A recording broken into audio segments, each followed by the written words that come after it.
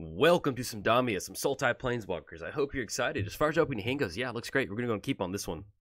We have Grim Tutor, Windswept Heath, a couple fetch lands, and Ancient Tomb, so I will take that in a heartbeat. Just so we're online for Grim Tutor, let's go and get down the Misty Rainforest and then anything else. No, we're going to go and pass the turn. We're playing Damia, Sage of Stone, Death Touch. Skip your draw step. At the beginning of your upkeep, if you have fewer than 7 cards in your hand, draw cards equal to the difference. Playing against Atraxa, and I'll cover Atraxa in just a second. We'll see what we're up against. Let's go and crack the Misty. Let me grab a black-blue source off that. I think that sounds good. Going to grab the Watery Grave. Have that come into play tap. Not going to pay 2, no. And then kick it back over. And then let's go ahead and get down the Kodama's Reach. Oh, wonderful. Let's actually go ahead and get down the... We're not going to be able to get down Kodama's Reach, so let's go ahead and get down the Windswept Heath. We'll search up a target off that, and then we're going to go and pass the turn. We're playing Atraxa, Praetors Voice, Flying, Vigilance, Death Touch, and Lifelink. At the beginning of your instep, Proliferate. All right, so we'll see what we're playing against. But at least next turn, we are online for getting down Ancient Tomb and going for Kodama's Reach. If we want to, we can simply actually just get down Twilight Mire. Might end up going for that. Let's go and crack the Windswept Heath. And since we do have Twilight Mire, let's go and grab a blue-green source off this one. Let's go and grab the Breeding Pool. Not going to pay 2 life, nope. And then let's go and get down the Twilight Mire. That way we're not taking a little bit extra damage off that Kodama's Reach. If they've got it, they've got it. Some sort of counter spell for 1. Let's go. That's going to be blue, green, and then colorless.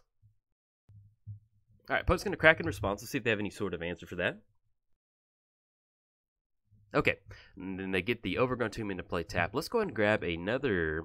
Let's grab a black source, and let's go ahead and grab one more blue source. We're kind of okay on green.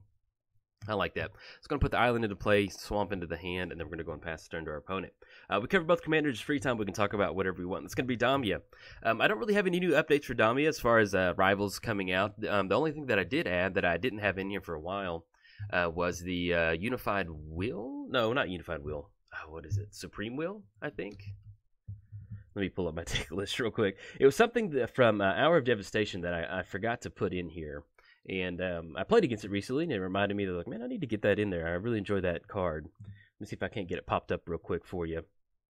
There we go. Supreme Will. Counter target spell unless they pay 3, and then look at the top 4 cards of your library. Put one in your hand, rest on the bottom in any order. So, added that to the deck, even though it's technically a little bit, a couple sets late. But I think we'll make it work. All right, and we could end up going for Deranged Hermit. I think I like going for that. Or we could end up going for... Yeah, let's go Sire's Stagnation. That's going to put our opponent on having some sort of removal. We can get some good card draw going. That's going to be 1, 2, 3. Then tap out for black. Yeah, I like that. Get down Sire's Stagnation, and they'll go and pass the turn over to us. So with Sire's Stagnation, whenever a land enters the battlefield under our opponent's control, that's going to exile top 2 cards of their library, and we get to draw 2 cards. So we're going to be applying some pressure on our opponent pretty quick. They did chunk Fatal Push and then Wrath of God, so we'll see if they have any sort of spot removal in the hand to take care of it. Best thing is it's at least going to free us up to go for Damia next turn. Or if you simply want to get down Deranged Hermit, start going Beat Sticks, I think I like going for that, especially if we're playing against tracks that kind of good stuff. That way kind of force our opponent to have another sort of answer for that. Let's go ahead and get the Swamp down. And let's go ahead and go for 3 visits. Be able to grab 4 out of our library, put it on the battlefield. Let's go and grab that Tropical Island. Let's go for Deranged Hermit. Let's do it this way. Let's tap black, add double green off the Twilight Mire. There we go. Go for Deranged Hermit. And then 1, 2. I think technically either way we're going to have to tap down the Ancient Tombs. So that'll be 1, 2. All right, get down Deranged Hermit, and I think at this point we're probably still going to go ahead and pay the Echo cost on this one. That way we can at least start swinging in our opponent and maintain that nice +1/+1, that squirrel bonus over there. And then we still have Grim Tutor in the hand, so depending on what our opponent goes for, we could search up something that we need to. If we need to, we can go for something like Phyrexian Arena to get some good card draw going. Or if we want to grab one of our Planeswalkers, we can definitely go for that and kind of hopefully establish a nice board state, especially now that we have some squirrels on the battlefield. We could go for something like Vraska, the Relic Seeker, and we can start plussing those pirate tokens up, getting that menace, and then we can go for that minus 10 ability on our Atraxa opponent. Or if we need to save it for something like a little bit of spot removal, or we do have the should have Hero's Downfall in here, I think.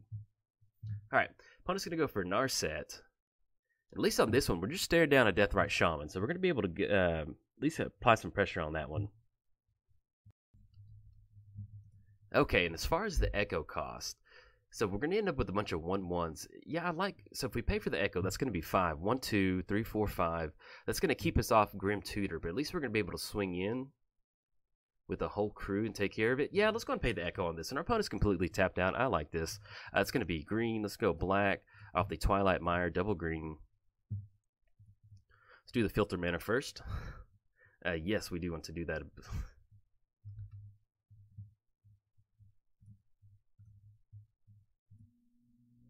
There we go. Got the double green. And then let's tap out on the Ancient Tomb. That's going to be 1, 2. And then tap out for 1 more. We're going to tap down on the island. Yes, we're going to pay that Echo cost. And then we draw into Gurk Wildspeaker. Let's go ahead and let's push in a Narset with the whole crew. That's going to be 9 coming across. We'll be able to take care of Narset. And then we'll be able to get down a Gurk Wildspeaker on the back end. Okay, our opponent's going to block Deathrite Shaman on Deranged Hermit. We're still going to be able to get in there for 8. Exile target land out of a graveyard, add any color to the mana pool. See what they're going to add in response to that. It's going to be 1 black mana. Make sure to let that mana float out of the Ulcerate. Okay, so it's going to take care of that. Okay, very nice. At least we still knock down Narset a little bit, knock it down to about 3. And let's go ahead and shock in. Do we want to shock in the Overgrown Tomb and go for Gurk Wildspeaker? Yeah, let's go and do that. Or we could simply just get that. Let's go Homeward Path. Let's go Gurk Wildspeaker. That's going to be green. And then we can untap 2 lands. Or we can create a 3/3 Beast token. You know what? I'd like to start working towards that -4 ability. So let's go ahead and plus up on Gurk Wildspeaker. Let's go ahead and untap the Breeding Pool. And we'll go and untap the Ancient Tomb. Okay, anything else? We're going to go and pass the turn. All right, now as far as next turn goes, our opponent has Ancestral Vision. Let's go and get that popped up so we can see. Actually, it's going to be coming off suspension this turn. And then they'll be able to get that card draw going. After that, probably going to go and go for Damia next turn. That's going to be 1, 2, 3, 4, 5, 6, 7, 8, 9. We're up 9 total mana, 10 with the land drop, so it'll still put us online for going for Grim Tutor to kind of take care of that. I just now realized for some reason, some crazy reason, I don't have Hero's Downfall in here. I'm looking at my deck list, and I could have swore I put it in here, but unfortunately, it does happen sometimes. You know, I've got a bunch of commander decks, and little stuff like that does happen, but I'm definitely going to take a note of that and kind of get that going. All right, opponent's going to go for Inquisition of Kozilek, taking our Grim Tutor.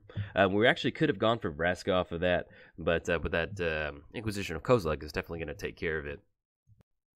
All right, our opponent's going to get down Atraxa. Now, if they want to swing in at Gurk, that's perfectly fine. But at this point, if we're just simply going to use Gurk as a way to... we can use that Beast token next turn to at least have a little bit of a blocker on the ground to stop Deathrite Shaman. And then we can still start sending some of these squirrels over at Narset. All right, opponent's going to be able to go for the Proliferate. Get an extra counter on the Narset. And let's see what we draw into.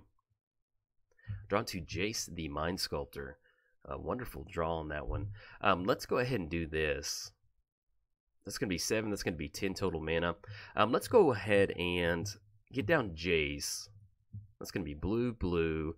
2 off the Ancient Tomb. And let's go and bounce Atraxa back to the hand. I like going for that. Let's go and return target creature to its owner's hand. Send back Atraxa.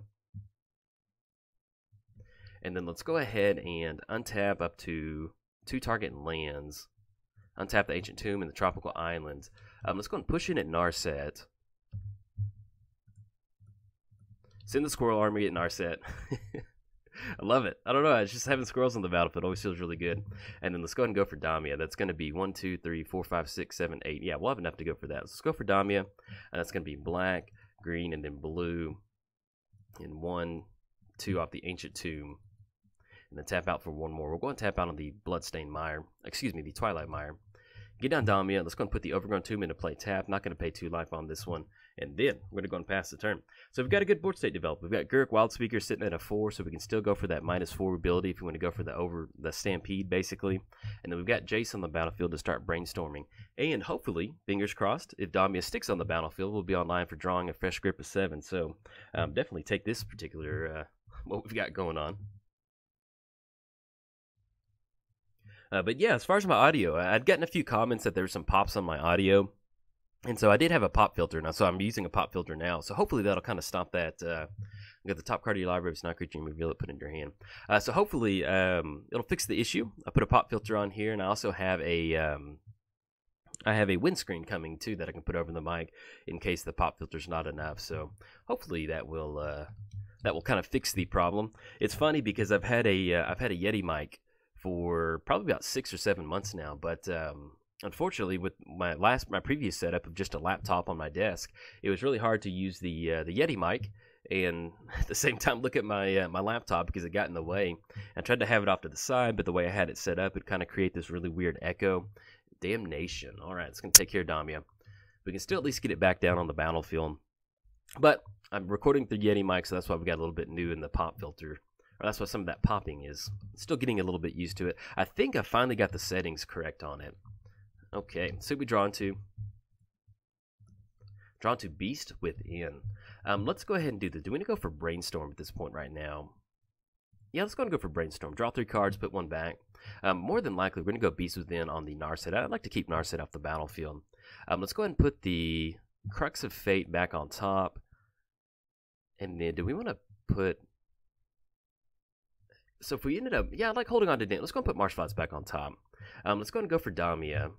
So Damia is going to be, that's going to be 9 total mana, 1, 2, 3, 4, 5, 6, 7, 8, 9, 10. But we still have the way to untap, so let's go and do that actually. Let's go Ancient Tomb, add the green mana, let's go ahead and go blue, then black. Let's get Damia down on the battlefield. That's going to be 1, 2, 3, 4. Actually, let's do it this way. Untap up to 2 target lands, uptap the Ancient Tomb and the Tropical. That way, in case we run into something like Mana Leak or something, we still have that mana available. Let's go for Damia. It's going to be 1, 2. Need to tap out for 6. Then 1, 2, and we still leave up Beast Within and any sort of, counterspell that our opponent would be worried about. Opponent's going to go for Tithe. Okay. Definitely have more lands than them. Okay, it looks like Damia is going to stick. With them being tapped out, I'm going to go ahead and go for Beast Within on Narset. I think that's going to be a good play. I don't want them to untap and have some sort of answer. Counter that, end up with a beast token, and then anything else will go and pass the turn to our opponent. Now, as far as that beast token goes, let's get the Ancestral Vision popped up. There we go. Okay.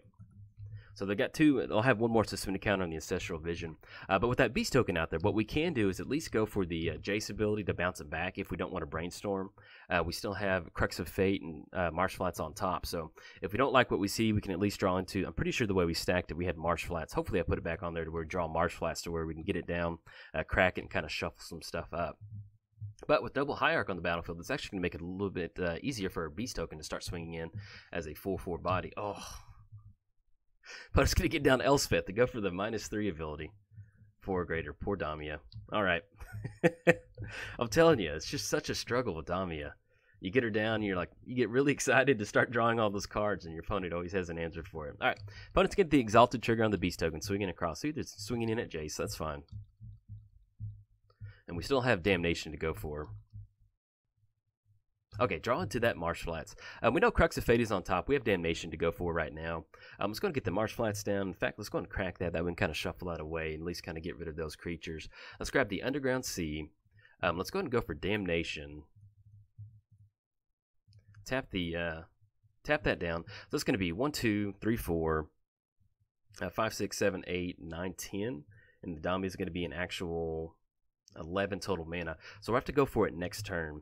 Let's go and go for the untap up to 2 target lands. Let's go for the...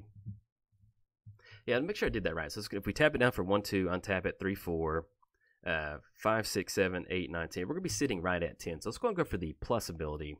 Or we could just simply get a creature token on the bit. Let's do that. Let's get a creature token. The next turn we'll be online for the Guruk Wildspeaker. At least we can start swinging in at Elspeth. You know, they're going to get those 3 soldier tokens, but hopefully we can start applying some pressure to keep those tokens off the battlefield and slowly start working away from that -3. But Elspeth, talk about a very powerful commander. Not commander, planeswalker card, man. That just usually you go for that -3 ability, and it's so debilitating to anybody on the board. And then simply plussing up to get 3 1/1 soldier tokens. I mean, it's almost always hard to come back from that. Now our opponent did resolve an Ancestral Vision, so they get fresh 3 cards in the hand. So we'll see what we can't do about that. But at this point right now, we're just looking for any sort of card draw. Hopefully, keeping our fingers crossed. Okay, opponent's going to go for Kiora. Until the end of the next turn, let's go ahead and... Did they get the Scrubland down yet? Let's go ahead and get rid of the Tundra that's on the battlefield. They use Tithe and Ancestral Vision.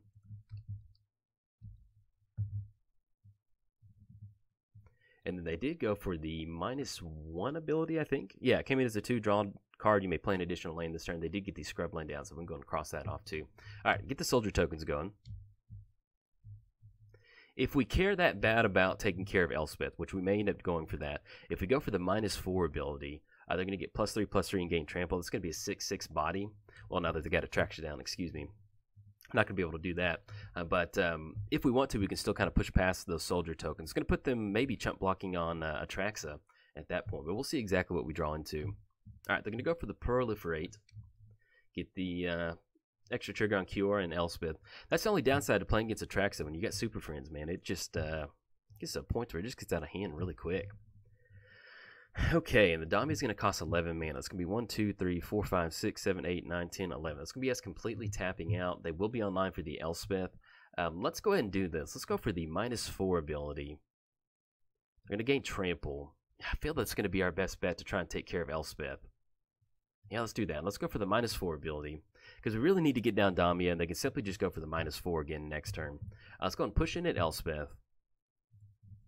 You know, if they have Cure, that's fine. Hopefully we just get Damia on the battlefield and get some good card draw going. Alright, Trax is going to chump block. Then we got 2 soldier tokens. And let's do it this way. Let's get Trax off the battlefield and take care of 2 of the soldier tokens.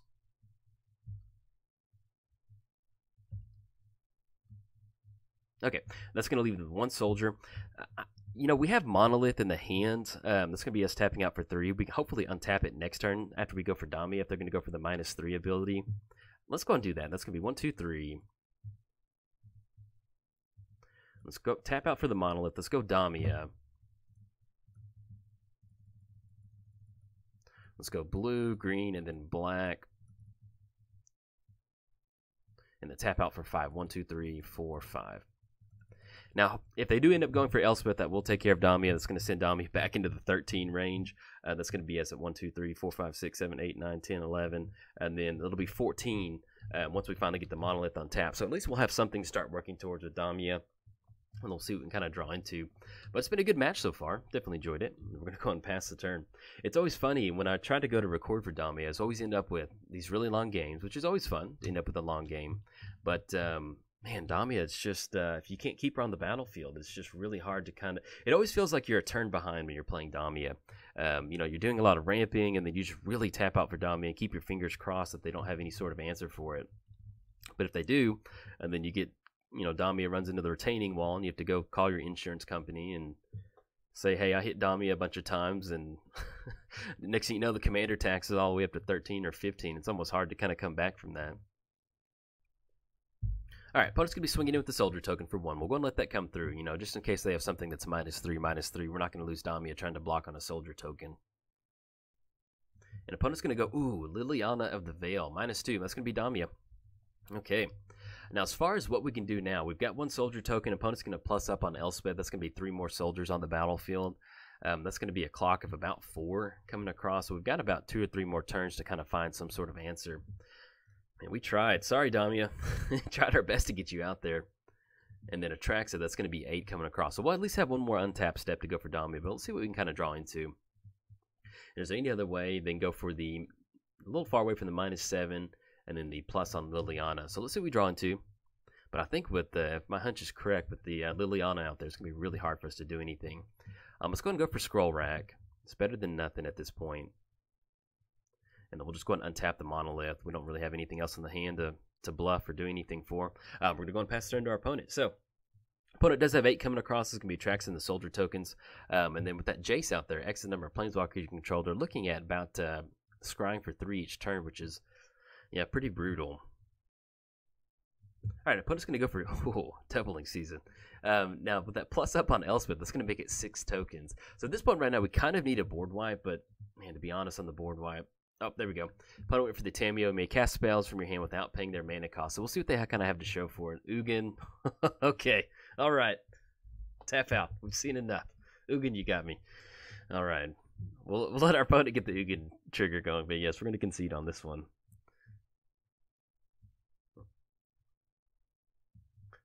Why not? Let's get Karn. Add Karn to the party.